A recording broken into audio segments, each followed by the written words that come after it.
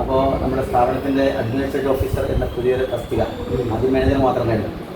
അപ്പോൾ സ്ഥാപനങ്ങൾ ഒരുപാട് വികസിച്ചപ്പോൾ സെക്രട്ടറി അയക്കാൻ ഒരു അഡ്മിനിസ്ട്രേറ്റീവ് ഓഫീസർ എന്ന തസ്തിക വന്നു. അതിൽ ഗംഭീരമായിട്ട് പെർഫോം ചെയ്യുന്നുണ്ടെന്നുള്ള ധാരണയുണ്ട്. മാത്രമല്ല ഞങ്ങൾ ഈ അഭിമുഖത്തിന് വേറൊരു കാരണമുണ്ട്. ഞങ്ങളെ പഠിക്കുന്ന സമയത്ത് ഞങ്ങൾ സീനിയർ വിദ്യാർത്ഥികളായിരിക്കുമ്പോൾ ഞങ്ങൾ വീണ്ടും ഇവിടെ തന്നെ തുടരുക എന്ന തീരുമാനമൊക്കെ ഉണ്ടാക്കുന്നത് ഞങ്ങളുടെ ഫാദർ മജീദ് സാഹിബിൻ്റെ ഒക്കെ ഒരു പ്രേരണ ഉണ്ട്.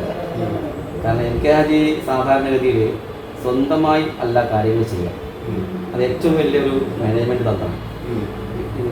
ബുദ്ധി വിഭവത്തെ ഉപയോഗപ്പെടുത്തുക. ഇപ്പോൾ മാസ്റ്റർ പ്ലാൻ അന്ന് ആ കാലത്തുള്ള മഹാന്മാരൊന്നും മാസ്റ്റർ പ്ലാൻ ഉണ്ടാക്കിയില്ല. പക്ഷേ എൻ കെ ഹാജി 4ാം ക്ലാസ് മാത്രം വിദ്യാഭ്യാസമുള്ള N K Haji master plan ഉണ്ടാക്കി സ്ഥാപനങ്ങൾ. അതേപോലെ വളരെ വിദഗ്ധന്മാരെ ഉയർന്ന സ്ഥാനത്ത് ഇരുത്തിയിട്ട് അവരുടെ അഭിപ്രായം അനുസരിച്ച് കാര്യങ്ങൾ മുന്നോട്ട് കൊണ്ടു കൃത്യമായി കേൾക്കുകയും ചെയ്യും. അതിൽ ഏറ്റവും അദ്ദേഹം ഉപയോഗപ്പെടുത്തിയ ഒരാളാണ് താങ്കളുടെ ഫാദർ മജാക്ക എന്ന് പറയാം. സൂപ്രണ്ടായിട്ട് തിരിഞ്ഞു. അപ്പോൾ ഞങ്ങൾക്ക് പേടിയായിരുന്നു, സ്നേഹമായിരുന്നു. അപ്പോൾ അദ്ദേഹത്തിൻ്റെ മകൻ എന്ന പിന്നെ എൻ കെ ഹാജിയായിട്ടൊക്കെ ഒരു ബന്ധം ഉണ്ടാവും. അതിനൊക്കെ എൻ കെ ഹാജിയായിട്ടുള്ള നിങ്ങളെ ഓർമ്മകൾ നിങ്ങൾക്ക് പറയാം. എന്തെങ്കിലും പ്രത്യേകിച്ച് പറയേണ്ട ഒട്ടൊക്കെ ഓർമ്മയുണ്ട്? ഞാനൊന്നും അങ്ങനെ നേരിട്ട് എം കെ ജിയായിട്ട് മുട്ടിയിട്ടില്ല. പക്ഷേ അസുഖമായിട്ട് കോഴിക്കോട് ഹോസ്പിറ്റലിലൊക്കെ കിടന്ന സമയത്ത് പാപ്പ ഞങ്ങളെ കുട്ടികളെയും പിന്നെ ഉമ്മാനെയൊക്കെ കൂട്ടിയിട്ട് ഫാമിലി ഒന്നായിട്ട് പോയിട്ട് ആചാര്യ കാണാനൊക്കെ പോയ വയ്യാതെ കിടക്കുന്ന ആ ഓർമ്മകളാണ് നേരിട്ട് ആചാര്യ അങ്ങനെയുള്ള ഓർമ്മ. പിന്നെ സ്കൂളിൽ പഠിക്കുന്ന കാലത്ത് നമ്മുടെ സ്കൂളിൻ്റെ ഉള്ളിൽ കൂടെയുള്ള ആചാര്യ, സ്കൂളിൻ്റെ കോമ്പൗണ്ടിൻ്റെ ഉള്ളിൽ കൂടെയുള്ള ആചാര്യ പള്ളിക്ക് അങ്ങനെ പോയിട്ട് ദിവസവും അസറിൻ്റെ സമയത്ത് പോണതും തിരിച്ചു പോണതും നമ്മളെല്ലാ ദിവസവും കാണുന്നത്. ആ തൊപ്പിയൊക്കെ ഇട്ട് ഫുൾ കൈ ഷർട്ടും പിന്നെ ചുറ്റിൽ അത്തറിൻ്റെ പഞ്ഞി ഉണ്ടാവും. അതിപ്പോൾ നമ്മൾ എത്തിങ്ങാന പള്ളിയിൽ ആചാര്യ വരികയാണെങ്കിലും ആചാര്യ അങ്ങനെ കടന്നു പോകണ ഭാഗത്ത് സെന്റിന്റെ അമാണ് അത് ഓർമ്മ ഉണ്ട് അല്ലേ?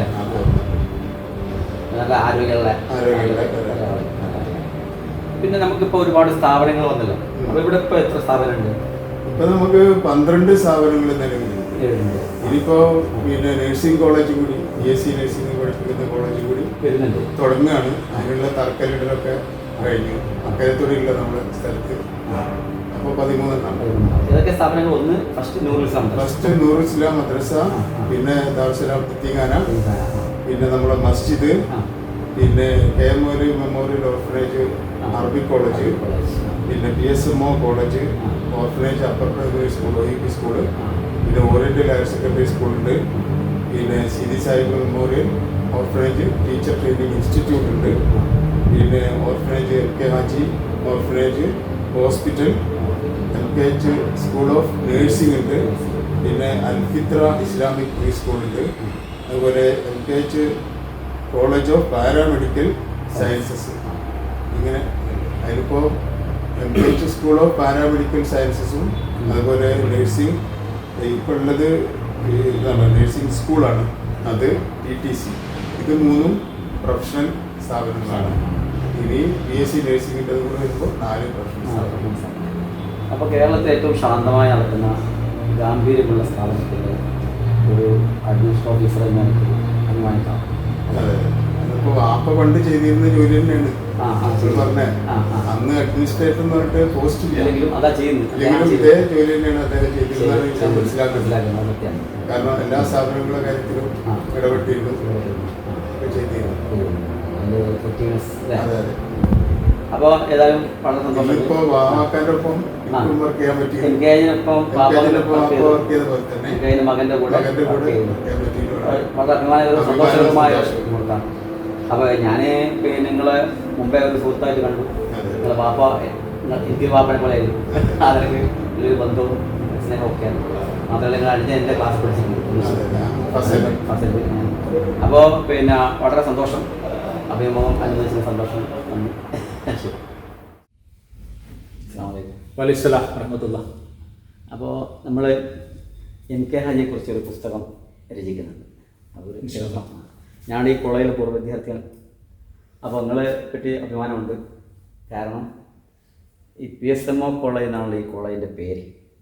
പോക്കർ സാഹിബ് എന്നാൽ മലബാറിലെ മുസ്ലിങ്ങൾക്ക് രാഷ്ട്രീയ വിമോചനം സാധ്യമാക്കാൻ വേണ്ടി വലിയ പടയോട്ടം നടത്തിയ ആളാണ്.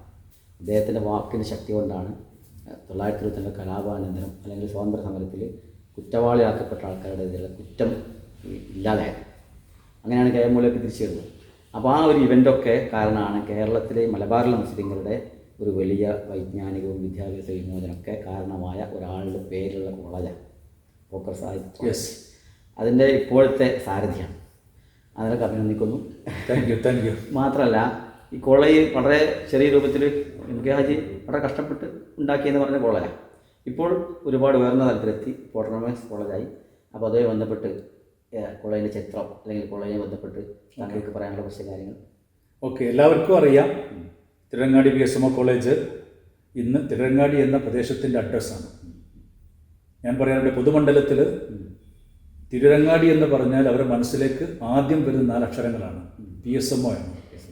PSMO എന്ന് കേട്ടാൽ അവരുടെ മനസ്സിൽ തിരുരങ്ങാടി എന്നുള്ള ഓട്ടോമാറ്റിക്കലി മനസ്സിലേക്ക് കയറി വരട്ടെ. അത്രമാത്രം കേരളത്തിൻ്റെയും പുറത്തും അടക്കമുള്ള പ്രദേശങ്ങളിൽ തിരുരങ്ങാടി PSMO കോളേജ് ഇങ്ങനെ ചേർന്ന് നിൽക്കുന്നുണ്ടാണ്. ഓക്കെ, അങ്ങനത്തെ ഒരു സ്ഥാപനത്തിൻ്റെ പ്രിൻസിപ്പളായിരിക്കുന്നതിൽ വളരെ അഭിമാനമുണ്ട് എനിക്ക്. കാരണം ഞാൻ ബൈ ചാൻസ് എത്തിപ്പെട്ടതാണ് ഈ ഒരു സീറ്റിലേക്ക്.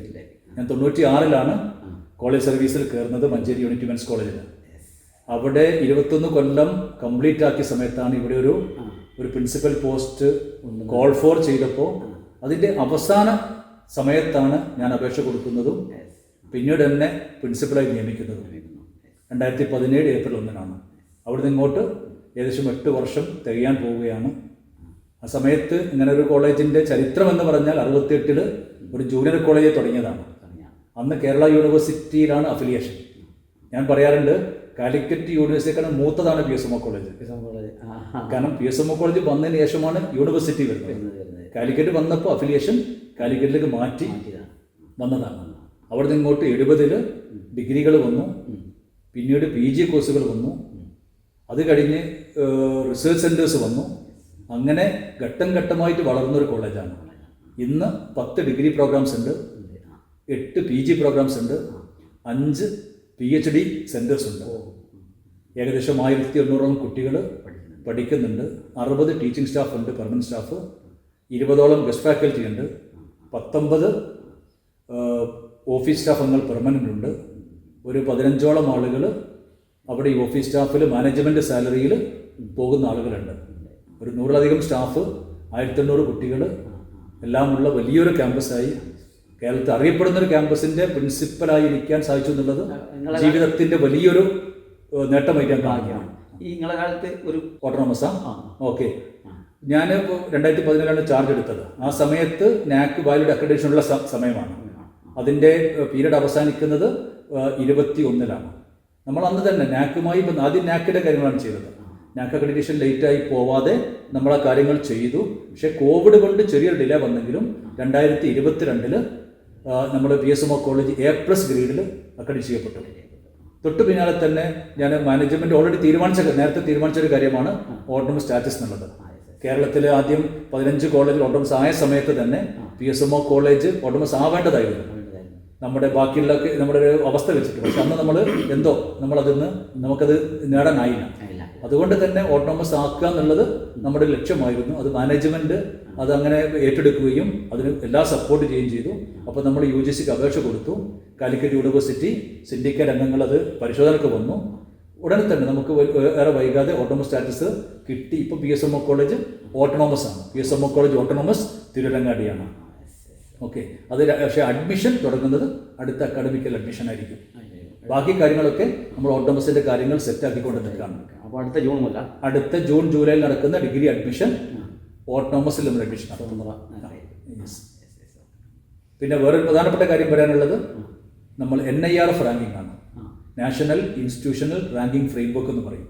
അത് ഓൾ ഇന്ത്യ തലത്തിൽ കോളേജുകളെയും യൂണിവേഴ്സിറ്റികളൊക്കെ വേറെ വേറെ ക്രൈറ്റീരിയ ആണ്.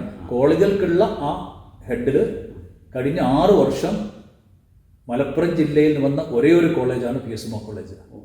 6 വർഷവും NIRF റാങ്കിങ്ങിൽ നമ്മൾ PSMO കോളേജ് ഉണ്ട്. കഴിഞ്ഞ വർഷം നമ്മുടെ റാങ്ക് 101, 150 എന്ന റാങ്ക് ബാൻഡിലാണ്. ആദ്യത്തെ 100 റാങ്കിൽ 16 കോളേജിൻ്റെ കേരളത്തിൽ നിന്ന്. അതിലേക്ക് നമ്മൾ എത്തിയിട്ടില്ല. ഇൻഷാ അല്ലാഹ് അടുത്ത വർഷം നമുക്ക് ആ 100ലേക്ക് എത്തണം.